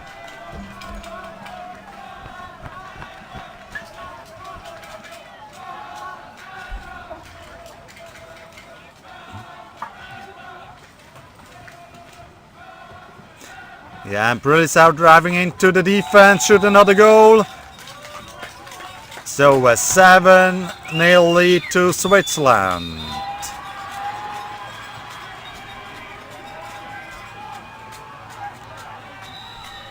So that looks like a win at the moment for Switzerland.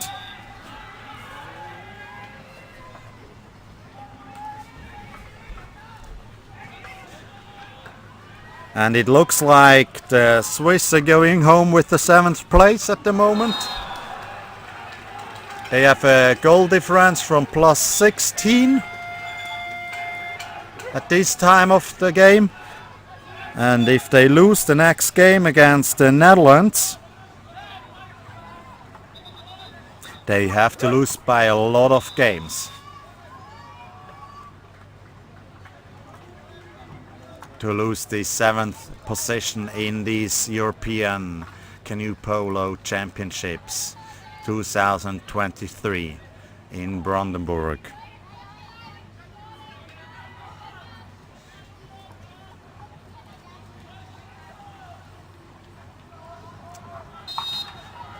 And close to the end of this game, it's also time to say thank you to all the sponsors here to make this event possible.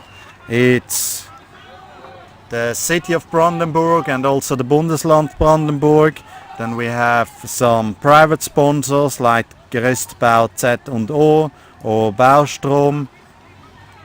Then we have William Gebäudeservice GmbH. Also some other companies like the CPS Polo equipment. And here we have another shot and another goal from Luginbühr, from Brüllisauer, excuse me, to the 8-0 lead for Switzerland.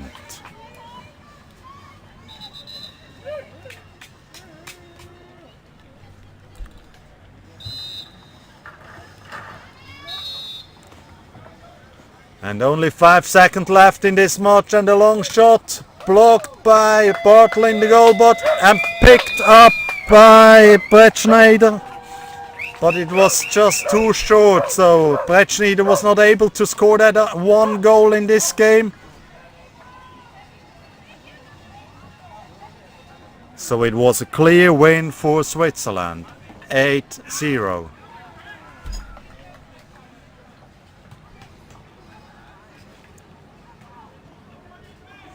And at this time of the game, there was no handshake from 3 of the Swedish players.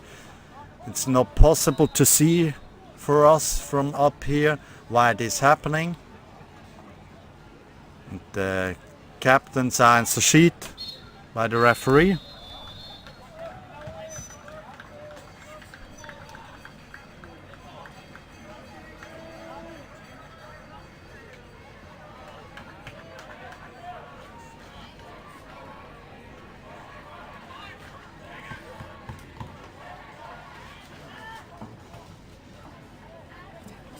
And the next game, I guess, yeah, this pitch will be free.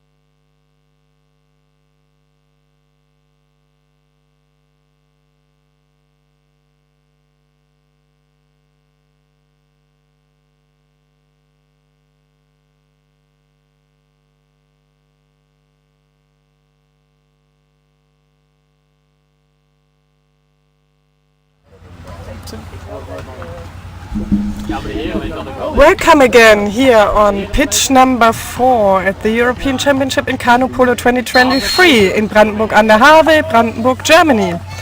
My name is Anne and with me is my expert Elena Gillis, who is a former national team player of Germany. Welcome, Elena. Hello. Okay, so we are here on pitch 4 and about to witness Switzerland facing the Netherlands. So this is a Group G game, women's Group G, where 9 teams originally registered for the women, played in 2 groups, Group A 5 teams, Group B 4 teams, and the top 3 of each group progressed to an intermediate round, which decided upon the exact composition of the groups in the next phase. And then Group 3 G, we are seeing the matches of the teams who were not among these top 3 for the final placement. So they are now competing for the places 7 to 9. In this group there are Switzerland, Sweden and the Netherlands, and they are having 2 games each for each pair, and this is the second game between the Netherlands and Switzerland. So the ball is already on the release point here on pitch 4. Teams are lining up and the current standings are in this Group G. Switzerland is having 6 points, is having 9 because they won against Sweden earlier on. Then we have Sweden with 3 points and the Netherlands with 6 points. So Switzerland faced Sweden already twice, the Netherlands 1 time only, and the Netherlands on the other hand also faced Sweden twice, 1 win, 1 loss here, and Switzerland only once, of course. So this also goes vice versa. So these teams have been playing each other already, and we will be seeing the last game in this group. Sprinters are almost ready for the Netherlands. Van Doin is sprinting, and for Switzerland it's Brülisauer winning the ball for Switzerland just right now. So Switzerland going for the first attack of this match. We are playing 2 half times, 10 minutes each. First half time starting with attack by Switzerland. Luginbühl to Brülisauer. Brülisauer going in and going for the first shot with a goal already. So she just pushed her boat in the Dutch defense very much inside. So this was only 30 seconds after the start of this game. So Switzerland in this group games for placements have been winning against Sweden and Netherlands so far by quite many goals. So we can expect again probably a game with many goals here. So it'll be exciting to watch many good attacks.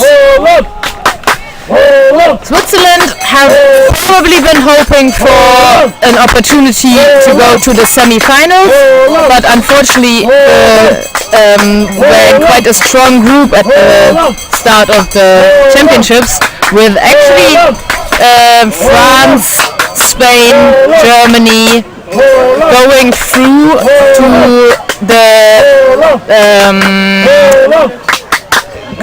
the intermediate, but we now see that these are also the teams that play for 1 to 4th place. So it really shows this was a hard group to face at the start. So they are probably unhappy to be playing here, but also had it quite hard. Now Brülisauer putting pressure on the Dutch to try to gain possession. Nice interception by Nina Luginbühl, starting an attack for the Swiss. Yeah, but the Dutch go for early pressure with Breitbraun. Breitbraun provoking not so precise pass by Luginbühl, but no problem because there were only Swiss players around the ball. So now they play it safely. Also, Breitbraun went back to the Dutch defense, really trying to don't let any gaps happening, but this is until now not a problem for the Swiss. So this was Franziska Bartelt, number 5, scoring for Switzerland. Yeah, so maybe we can take the time to introduce the players now. For the Swiss, we have number 1 Laura Brülisauer, number 2 Nina Luginbühl, number 3 Zoe Mindek, number 4 Leo Brandle, number 5 Franziska Bartelt, number 6 Johanna Schmid, and number 8 Marlin Alge, with a very experienced coach on the side as well, Holger Dietrich. Yeah, and the Swiss are playing here 4-1, something that is less common nowadays in the women's division as it was in the earlier days. It has some advantages. You have been telling me this before, Elena. You can really let the ball move, and also then the defense needs to move more, possibly creating some more gaps. But on the other hand, you need to be really, really coordinated and precise in your passing in order to not lose the ball. Yeah, for the Dutch, we are seeing with the number 1, Lenz, number 2, De Waal, number 3, Breitbraun, number 4,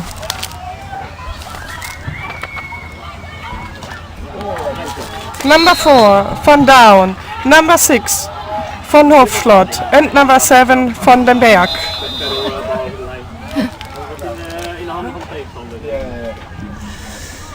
Okay, so corner throw by the Swiss, executed by Brülisauer.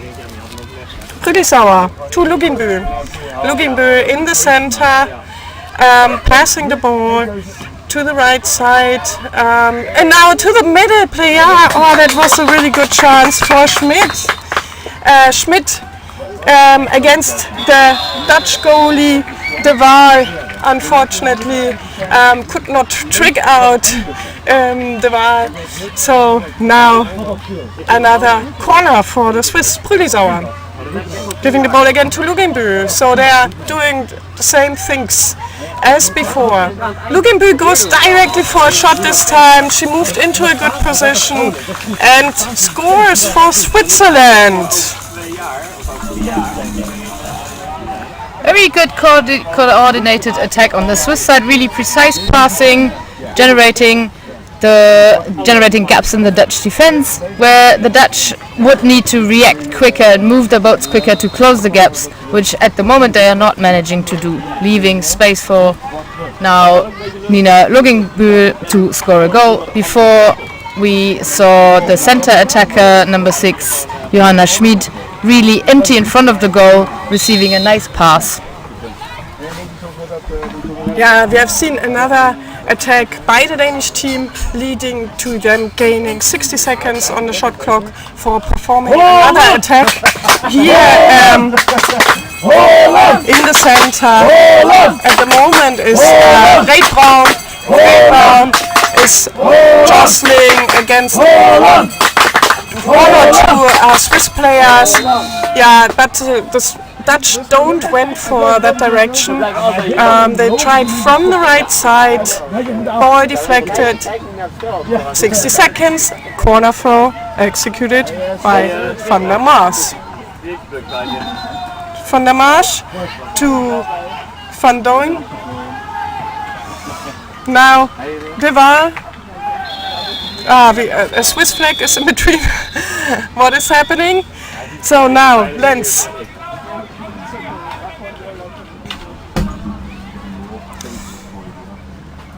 Van der Marsch. Yeah, so Dutch lining up, all approaching simultaneously. The Swiss defense and going for a very fast shot from behind the defense. That almost looked like the ball would just drop over the panel of Luginbühl. But now fast break opportunity for the Swiss, and they go for it. Brandle. Yeah, long pass by Luginbühl.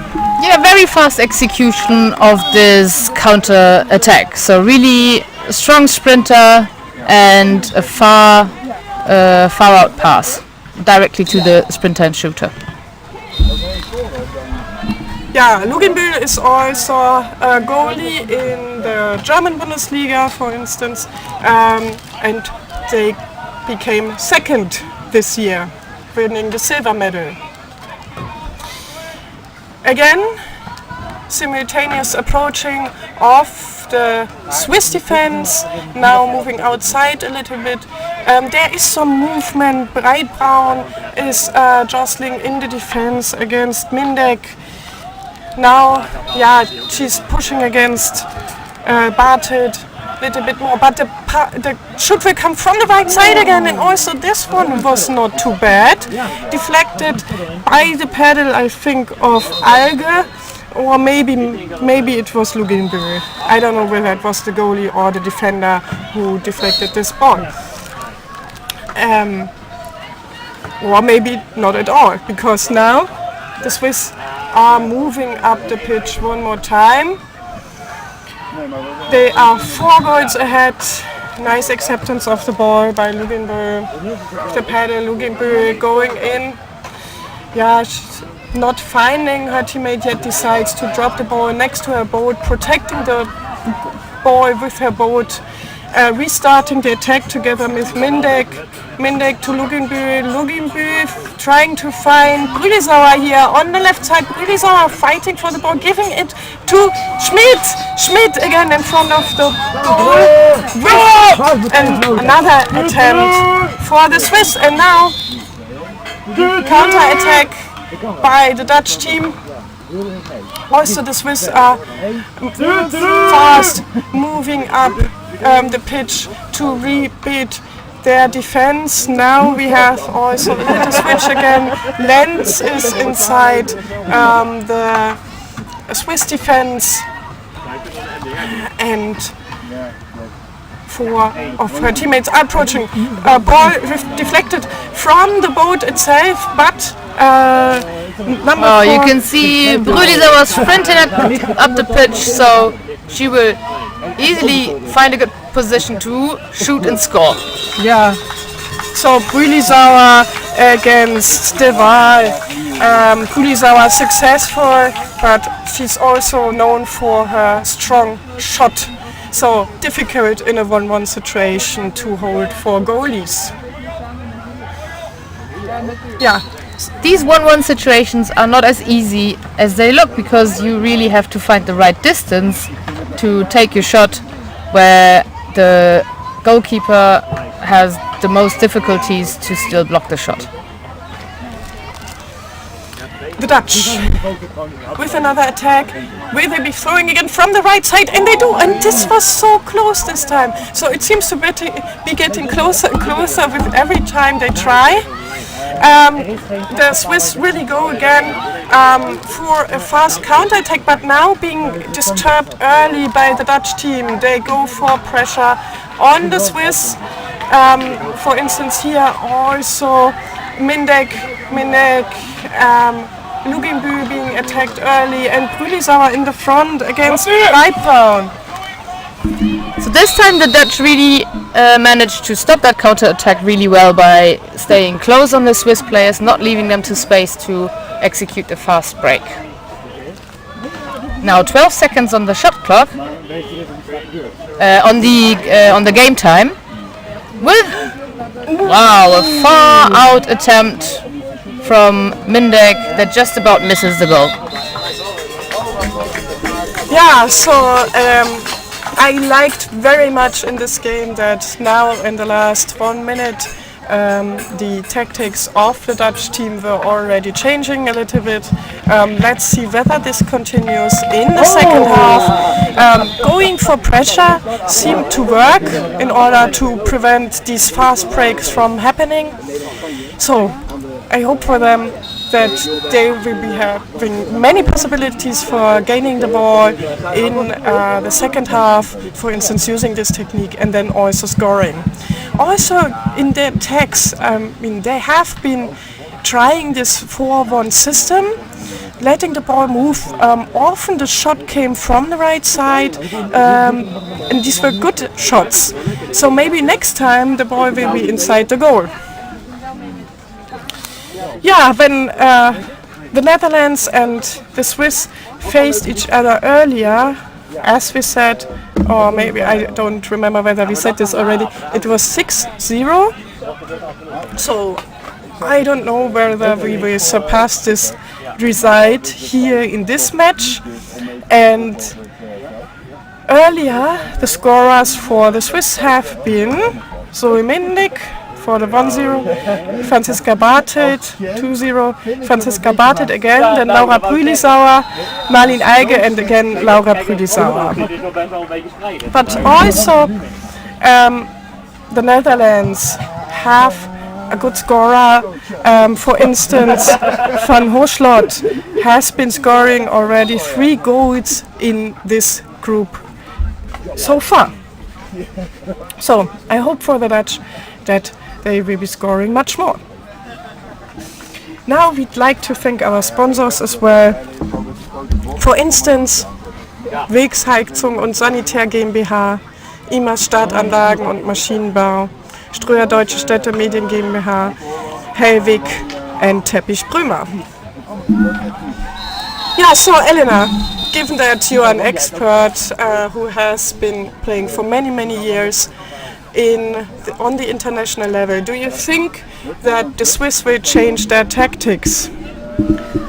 I think they managed to get good opportunities both in the normal attack and from counter attacks. So they really don't see a need for them to change the tactics. But we have to see what the Netherlands are doing in their position. They will probably need to put more pressure on them and try a 5-out attack.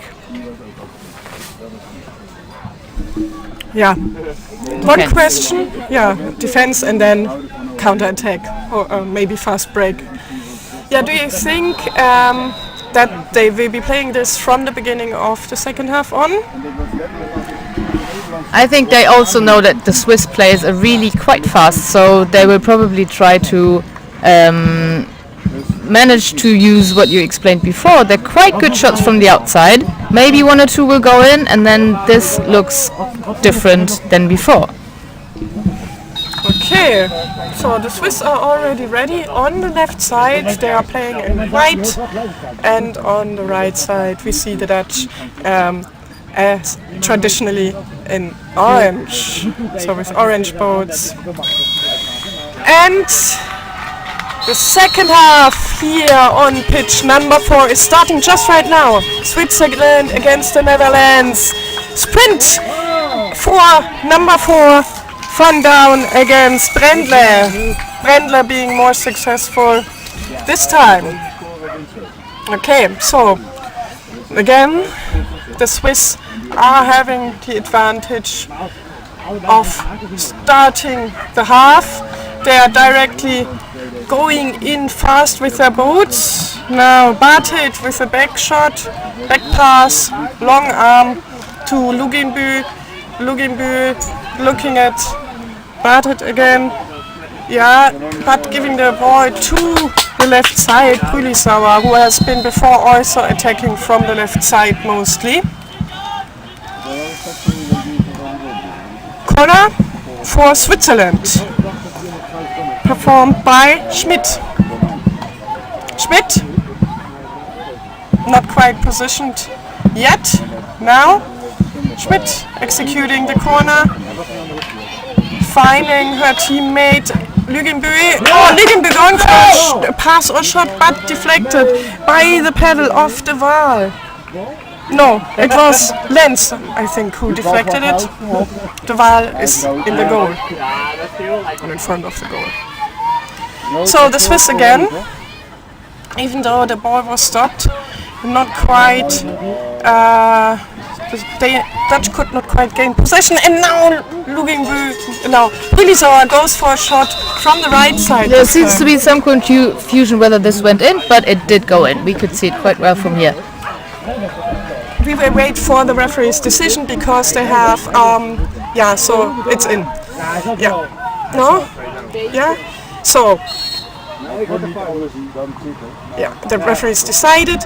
I think what is nice about Canoe Polo is that you have really one referee on each side of the pitch, so that they have the right perspective, two perspectives, and they can see much more than we can see from up here. Okay, so Van Down moving out again, looking at her teammates.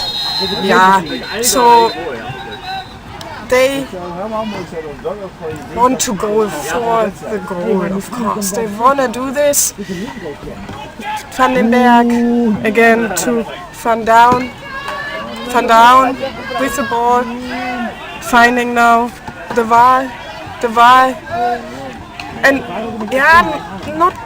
Oh, I thought the position was not quite good yet, but there was no other pedal in between than the one of Luginbühl. So this was not the worst position. And the Dutch go again for pressure. Here now Schmidt against Van Down. Schmidt winning the ball for the Swiss. Keeping possession of the ball, protecting it to Mindek, then to Prudisauer again. Yeah, do you think Schmidt could have gone for a shot on the goal? Well, they don't have to. It's a 6-0 lead, so this was really the right decision. Protect the ball, play it back, find a good opportunity.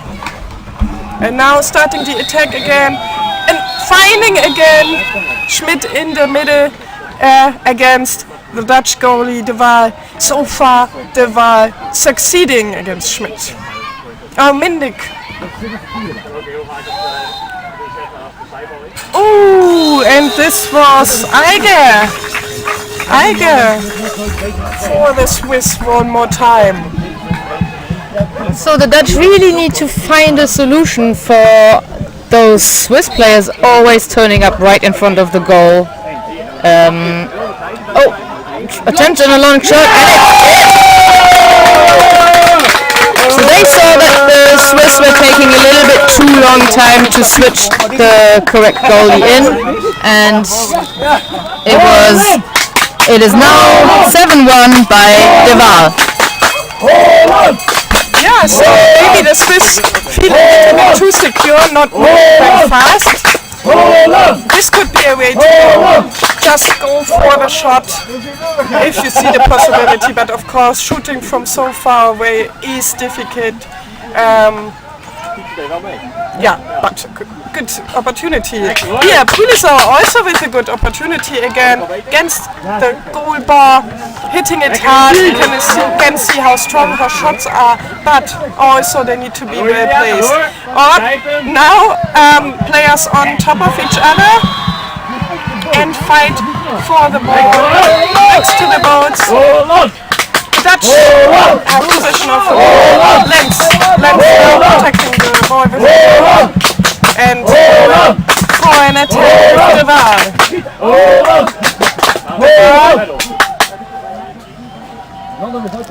To Van Down. Okay. 4-1 tactic again. And they go from the right. Not successful this time in also gaining another 60 seconds for their team. The Swiss are the ones moving up the pitch again. 5 minutes left on the clock in this second half on pitch number 4. And now the Dutch didn't go for pressure. They went directly back in their defense. Nice save by the Dutch goalie. So De Waal really makes a good job here, really saving a lot of shoots from the Swiss players. Mindek.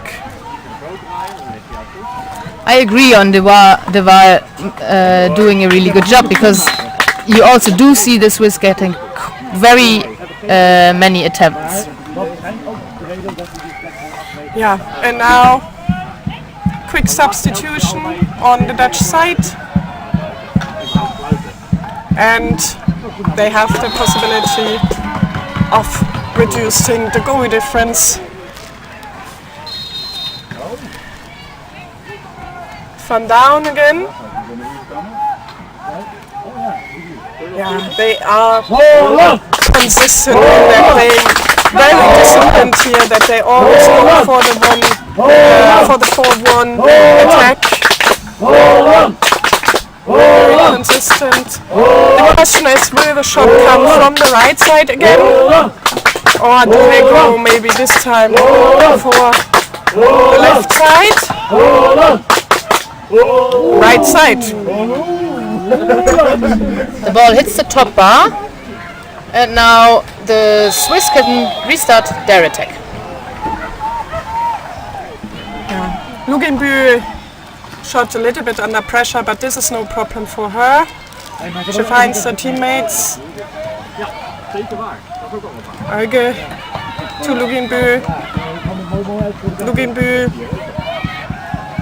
Luginbühl, Brülisauer switches to the right side. Brülisauer now. We see also Schmidt and Brendle in the zone. Brendle goes now more in more heavily. Luginbühl in the middle. Tries to, now shoots in the right moment, but unsuccessful. Schmidt again with another attempt. Many attempts on the Dutch goal, many bars. Opportunity for the Dutch. This is Astrid van der Marsch against. Very good save from Alge.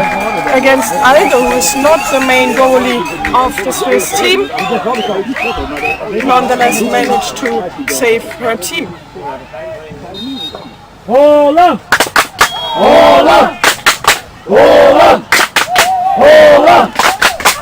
And the Dutch fans do not give up in supporting the team. I really love this. And the Dutch, I think this was a nice idea when they were trying to find Lenz in the middle. Brülisauer, Schmidt back to Brülisauer. Brülisauer. A little bit of confusion maybe. Pass reached Luginbühl, but Luginbühl did not open the arms in the right moment. So they have enough time still. No problem here.